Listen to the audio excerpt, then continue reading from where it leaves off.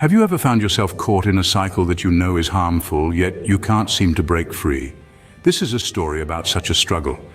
My name is Jason, and for a significant part of my life I was trapped in a cycle of compulsive masturbation. It was an obsession that started innocently enough during my teenage years, but by my mid-20s, it had become a part of my daily routine. The guilt, the secrecy, the energy it consumed, it all became too much.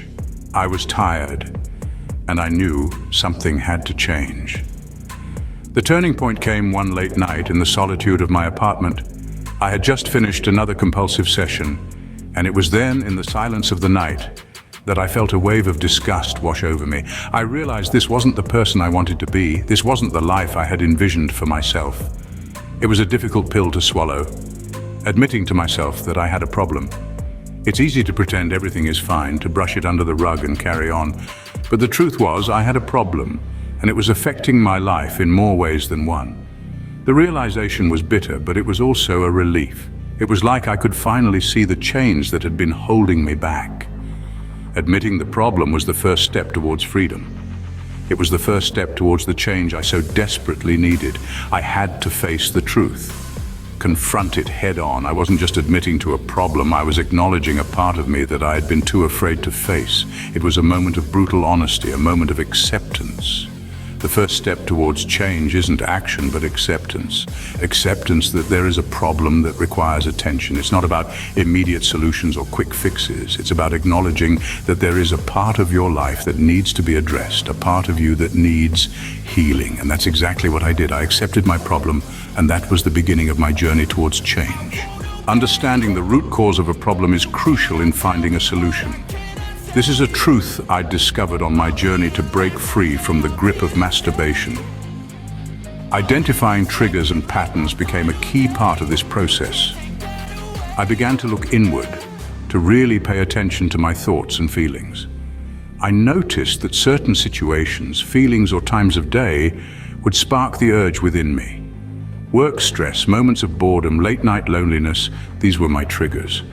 It hit me like a bolt of lightning. I was using masturbation as an escape, a way to avoid confronting these emotions and situations head-on.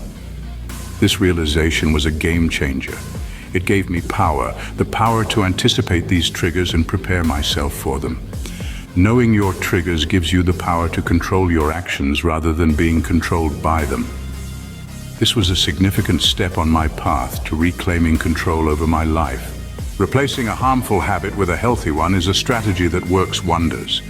It's like replacing a worn-out old tire with a brand new one. The journey becomes smoother, easier, and more enjoyable. When I was faced with moments of temptation, instead of taking the path that led me back to my old habits, I chose a different route. I started with jogging. It was more than just a physical activity. It was a stress reliever, a mood booster, and a way to clear my mind. Each stride I took was a step away from my past and a step toward a healthier me. The feeling of accomplishment after a run, the rush of endorphins, it was incomparable to any temporary relief I had sought before. Then I discovered the therapeutic power of journaling. Instead of letting my thoughts swirl around in my head, I poured them out onto paper. It was like having a conversation with myself, but in a constructive, introspective way. It allowed me to understand my feelings and confront them instead of running away. It was my safe haven, a place where I could be honest, vulnerable, and unfiltered. Jogging and journaling became my new outlets, my healthier alternatives. They provided the relief I was seeking, but without the guilt, without the shame. It's not about suppressing your feelings, but channeling them into something beneficial. It's about finding that balance and taking control of your own life. No man is an island. We all need support from time to time. This rings especially true when we're dealing with a challenge that feels bigger than ourselves. As I navigated my journey to regain control, I realized that I didn't have to do it alone. In fact, reaching out for support was one of the best decisions I made. Confiding in a trusted friend was my first step. I remember the anxiety I felt, the fear of judgment. But when I finally shared my struggle, the response I received was nothing short of a lifeline. My friend didn't judge me.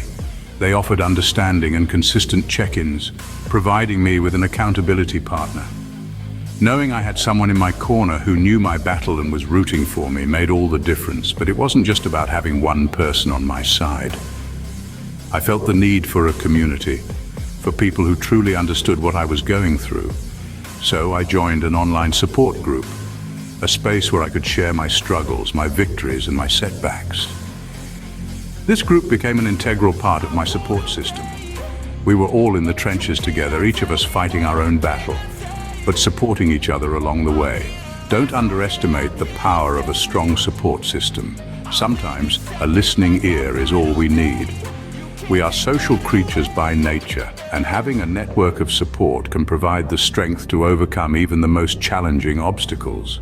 Change is a journey, not a destination.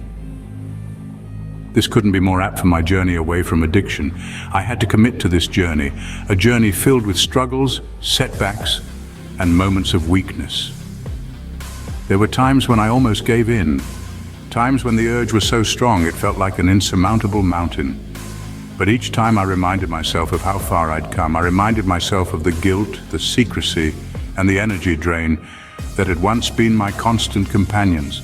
I had started this journey for a reason, and that reason wasn't just to get by each day, but to live a life free from the shackles of this compulsion. So I made a commitment to myself, a commitment to keep moving forward one day at a time.